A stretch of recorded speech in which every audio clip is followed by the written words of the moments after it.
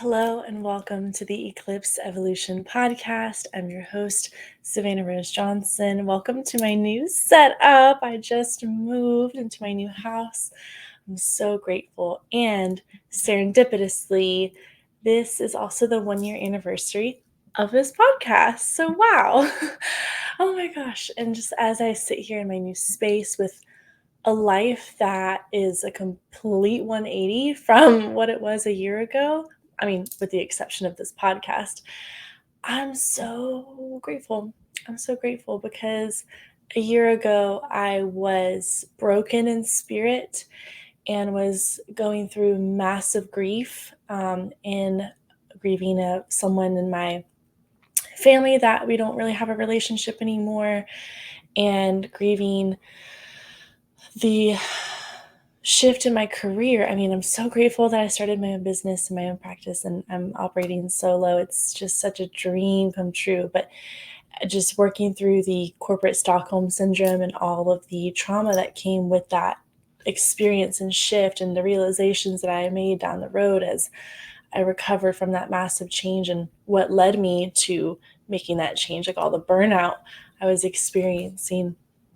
I'm just so happy to be healthy again and feel comfortable in my own skin again, and to know my worth and to know just the amazing skills and experience that I get to bring to people to help them really heal and recover and prosper. It's such a beautiful exchange, and being able to have this platform and reach people worldwide, which I was not expecting that, but to have this worldwide audience is such a gift.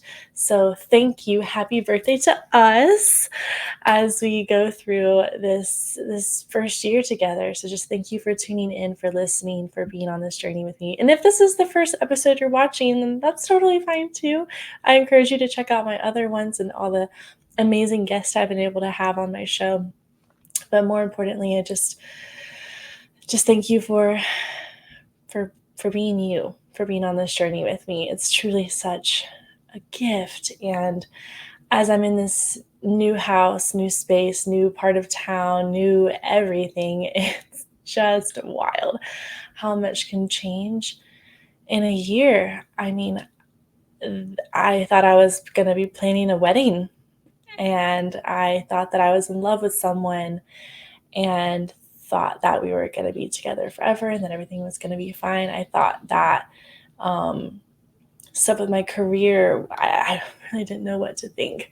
I just knew I had to do the right thing for myself. And it's so interesting, the parallels between the job I used to be at and the relationship I used to be in, how there was this underlying current of me not using my voice, not enforcing boundaries, not advocating for my worth and for what I deserved. Because I mean, people will accept the discount version of what you're worth. If you put yourself on sale and you don't know what your actual worth is, they'll accept that happily and keep asking for more and taking more. It's just so interesting to see the parallels between this relationship, this job, and how I've been really able to just walk into this new chapter of inner strength and inner knowing, and allowing that to be my guide as I make these new strides into this new chapter. And if you have listened to all my episodes, then you know it has been a journey, and a really challenging one at that, but I wouldn't change a thing because it's led me to right here where I'm at today. And it's such a dream. It's such a dream in so many ways. And it feels so natural. If it's a dream, but my old life, that feels more like a dream. Like moving into this house, it just felt like I belonged here. The energy, the vibration of it all, it fit. I'm so aligned. It just feels like it's meant to be. And then when I've had to visit my old house to wrap things up or get rid of stuff or whatever, it felt like this foreign place that like was unfamiliar, that just didn't resonate with me anymore, which is wild because I spent 2 years of my life there. And even my ex that I was in a relationship with for over 2 years, how I don't even miss him and how I don't miss that relationship, which really I kind of felt guilty about for some time because I'm like, dang, like, oh, I was about to marry this guy. I should probably feel a little bad, but I just don't. And it's kind of wild. Um, that's how you know, like, when you upgrade in life where you're meant to be, like, just the other stuff you were settling for just does not appeal anymore. And it's just so wild because everything truly has upgraded in my life. Like, my friendships have upgraded, my career is upgrading, my home is a massive upgrade. Like, it's down to just like the appliances being nicer and the bathtub being nicer and going from a queen to a king size bed. It's just like these little things, but they're massive things to me.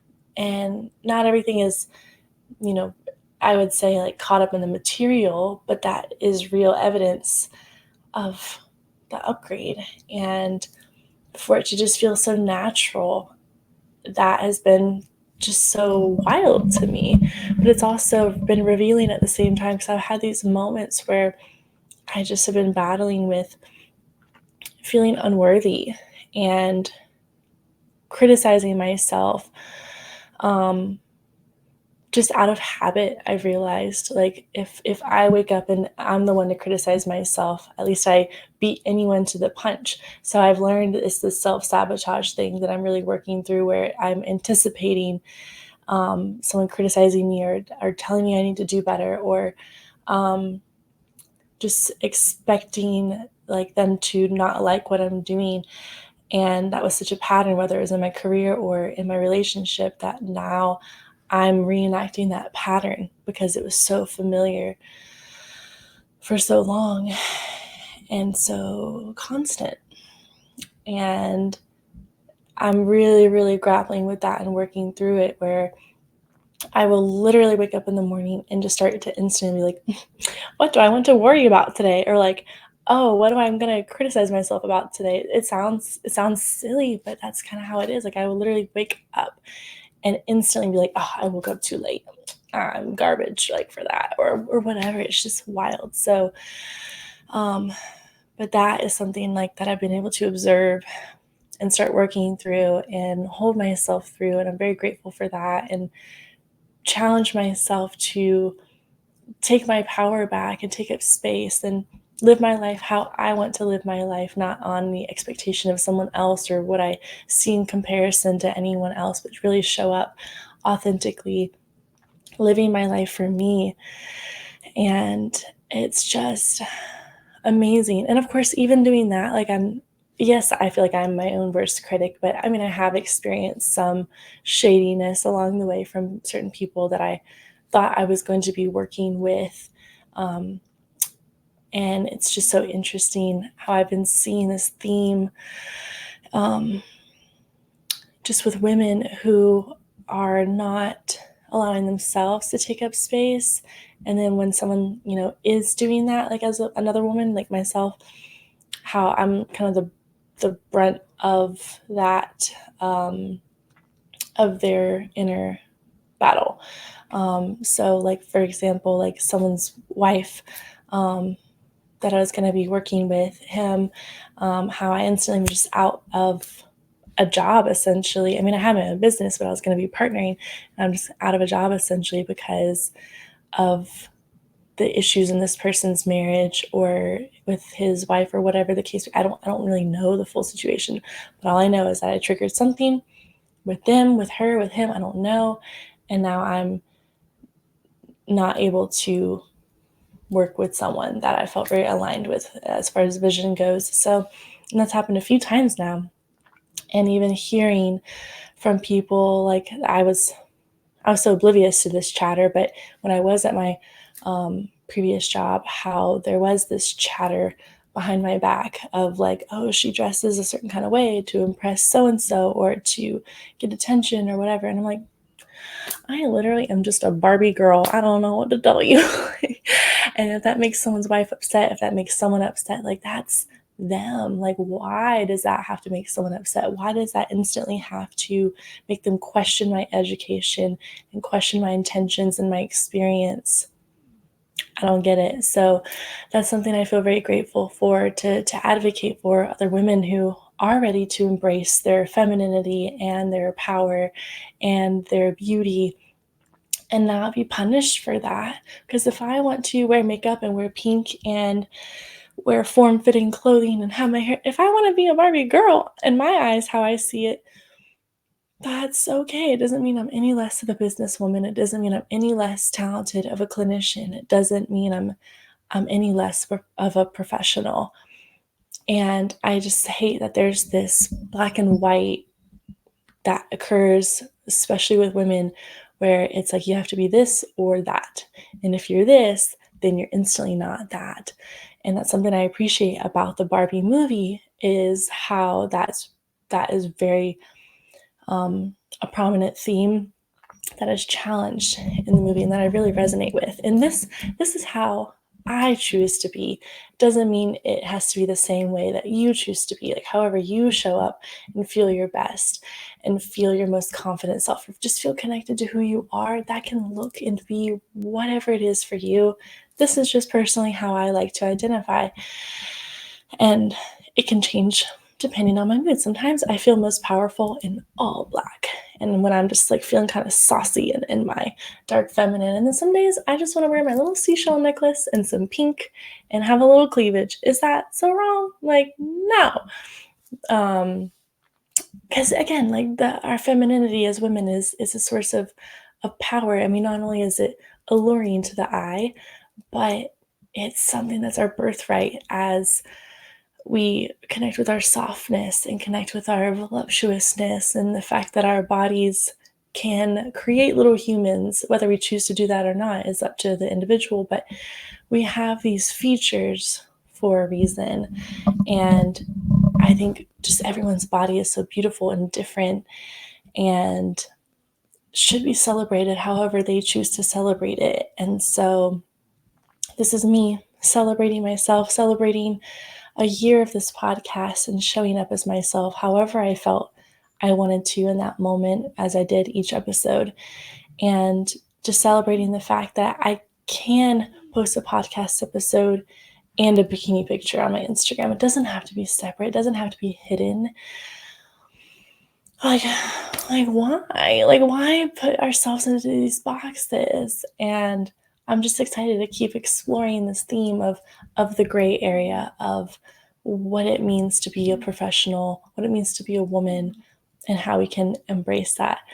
Side note, I have Luke, my kitten, with me in the chair, and he is snoring, and it's so cute. Oh my gosh. But anyways, yeah. And so that's been really, really coming up for me lately.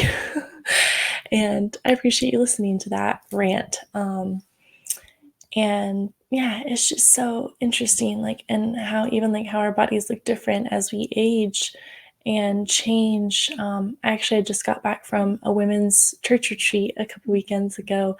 That was so special. And it was all about our bodies and our sense of self-worth. And I was probably, I think, the youngest woman there, maybe. So I was just surrounded by all these amazing, mature women that had just so much valuable wisdom and just insight and stories and experience, and just beautiful. Everyone was so beautiful in their own way. And just, it really made me just open my eyes as to how this is something that we as women encounter for our entire lives, just whether it's like the pressure from men or the pressure from society or for pressure from other women to look or be a certain kind of way, and how this means something, like the meaning behind how we look, like what is saint, what is sinner, and what is good, what is bad, what is, the Madonna or the whore, like that kind of constant black or white kind of thinking, like, is this or that? And I just, I'm so sick of it, y'all. I'm so sick of that. And I want to challenge it because it just, I just feel like it's so outdated. It's so outdated and it's irrelevant. And there's just such bigger problems out there in the world. Like, why does it matter what I wear? Like, why does it matter if what's coming out of my mouth is good and what's in my heart is good? That's what should matter. And yeah, I can't stress that enough. But it's been so interesting as I've been just going through a whole other layer of my healing process, being in this new house, in this new space, and really confronting and becoming aware and observing these patterns of thinking that I have around my self-worth, or even just around what productivity looks like, or even just processing stuff from my breakup that my body didn't feel safe to process until I was physically out of that house, physically out of the house that I shared with him. It was really wild. And just remembering like memories that I feel like I just really shoved down there just to try to cope. Remembering certain things, and like whether it's altercations or stuff that was said, or just ways that I felt and how I lived my life because of that situation, and seeing that just vanish or be confronted being in this new space. I feel like I've gotten like the best sleep of my life being in this house, because I didn't realize how low quality my sleep was being in that other house, whether it was just dreams or nightmares or just hearing a sound in my body instantly being like, oh gosh, like, is he here? And now that like I live somewhere where he doesn't know where I live and is safe and like just knew, my body's finally like, oh, okay, all right, we're good, we're safe, we can really rest now. And so I've been kind of in this interesting position of like where I really want to rest since I can now, and also feeling really fired up and like, okay, I'm in this new space, I want to do all these new things and I have all these plans and I just want to do it all. And then I'm in this state of like analysis paralysis where I'm like, I want to do all these things, I don't know which one to do, and then I just don't do anything, and then I feel bad and guilty for not doing anything, and then I'm like, oh, lazy, and then my self-worth is attached to the productivity. It's just like, what? So yeah, it has been a lot. It's been a lot, but I'm I'm very grateful, because I'm very grateful for my awareness and how even though these things are showing up, I'm not allowing them to take up all the space in my life. And that's something that I really wanted to share with you today is you can have anxiety. You certainly can. But how much space does it take up in your mind? How much space, how much attention is being consumed by that anxiety? How much of your energy is going into stressing and worrying and thinking about things or people or events or whatever it is? It's okay if that happens, but just start to see how much space it's taking up. And if it's a lot of space, if it's like all you do is worry and all you do is think of someone, or all you do is like stress, just remember that worrying does nothing to change your situation. I think sometimes I forget that, where I'm like, I have to worry about it, and then it'll be fixed. I'm like, no, all I'm doing is spending energy on the worrying instead of the solution. And of course, sometimes we have to plan to figure out what that solution is, but there's a difference between planning and just ruminating on stuff. So once we have a plan, we have clear action. We can do those things and shift our energy from thinking to doing. But if we're just ruminating and just thinking, just worrying, we're not getting anywhere. We're just spinning in a circle. So remember that. But also, not only that, but and it'd be great if I didn't just forget it. Oh yes, okay. So yeah, not only does worrying not change anything, but how much space it takes up in your mind, that's going to become what your life is. And really advocating for the good stuff, the stuff that you're grateful for, the other things that matter in your life, allowing that to take up space, allowing yourself to experience and reside in those ways of thinking and in those experiences and being present in that. That's how you take your power back and not allow the anxiety to dominate your life. Because if it's just here and present and pervasive, it's taking up 80%, 90%, 20%, or 20%, 100% of your life. That anxiety has all the power over you, and it's not being managed.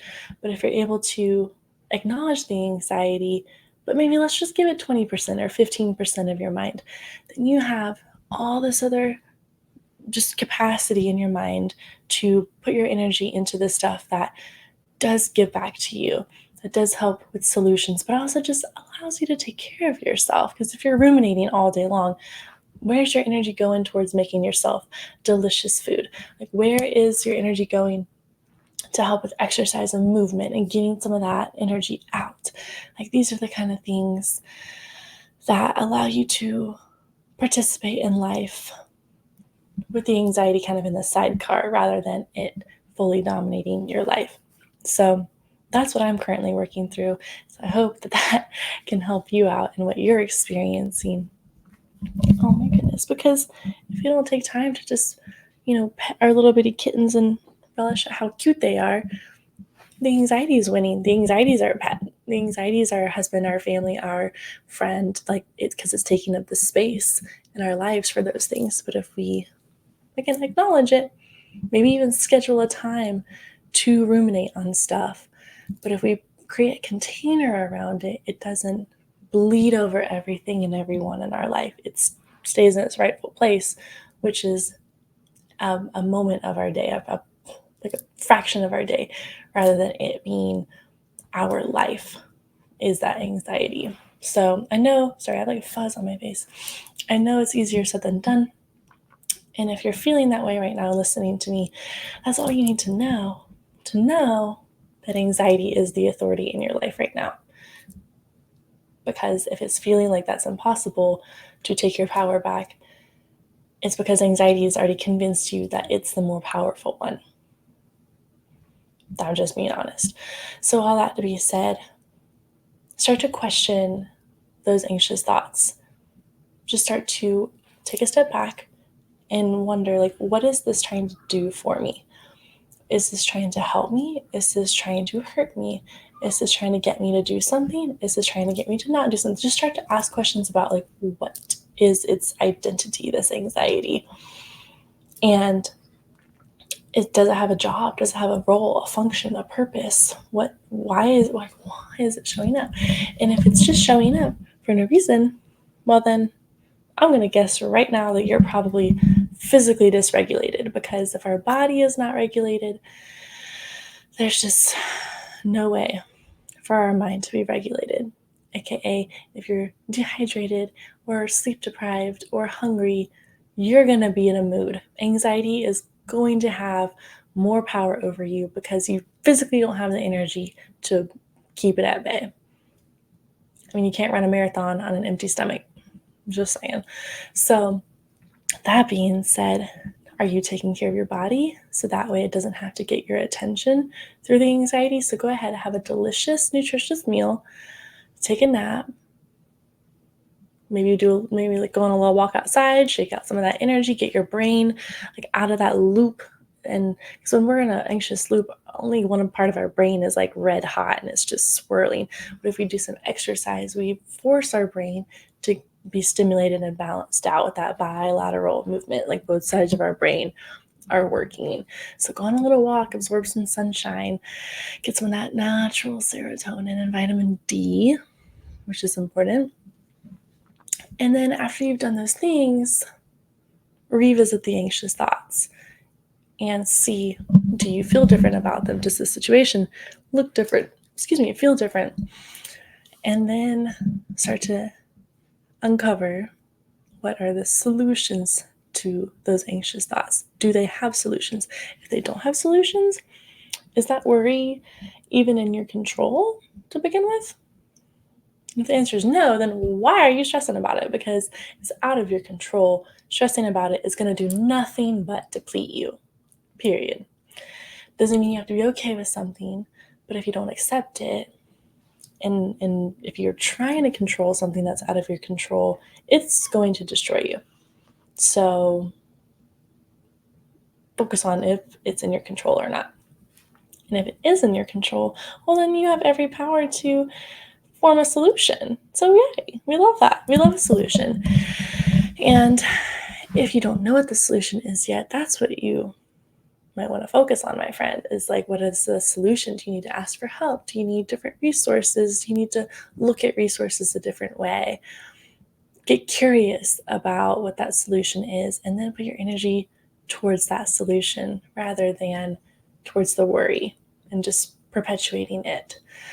So I hope that that's helpful. And I'm not telling you this just to tell you this. It's what I am practicing myself, and it's actually working. So, and I am such an anxiety prone person. I have to really stay on top of my game and on top of my inner authority so that anxiety doesn't take over. And there are some days that are better than others, but guess what? You can start right now. You can start right now. What are you thinking right now? Are you worrying about something? Are you only paying attention slightly to what I'm saying because there's this thing in the back of your mind that's like, but what about this? What about this? Or is it also maybe coming from a place of self-worth where it's like, oh, I can't enjoy these great things until this is fixed?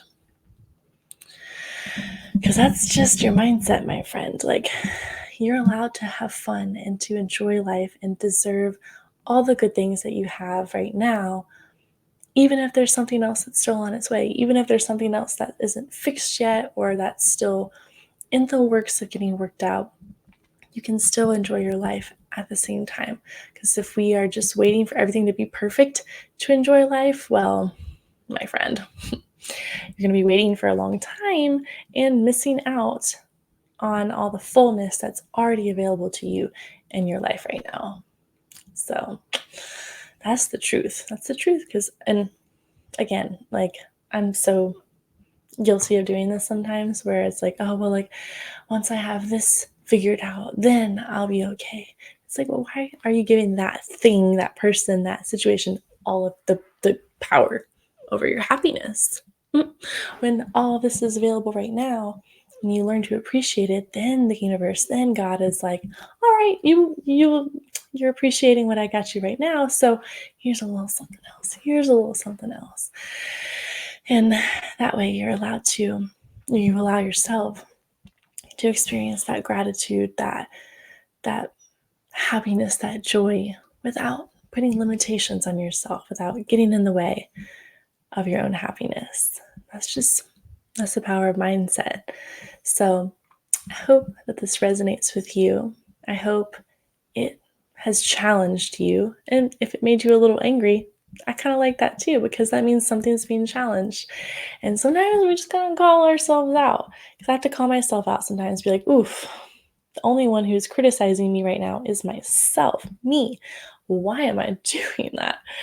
Why am I hurting myself? And sometimes it's just protective. Sometimes it's habit. Sometimes it's just something that has been learned. But guess what? You are the boss of your brain. You are the boss and the creator of your reality, and you're the boss of yourself. So forget what someone else has said. Forget what they have even done. You don't need to compare yourself. You don't need to judge yourself. Just be yourself. Not to sound cheesy and cliche, but really allow yourself to be. There's nothing wrong with any of that. And you deserve to be who you're meant to be who you actually are, whatever that looks like, feels like, is. That's what matters. What matters is where you operate from in your heart, letting that lead you and show up that way. That's what matters. Happy 1 year to this podcast.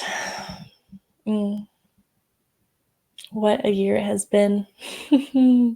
So wild. But thank you so much for all of your support and encouragement, for tuning in, being on this journey with me. Please like, subscribe, listen to other episodes, reach out, whatever you feel called to do. I appreciate it all. And with that, I will say farewell until next time. Take care.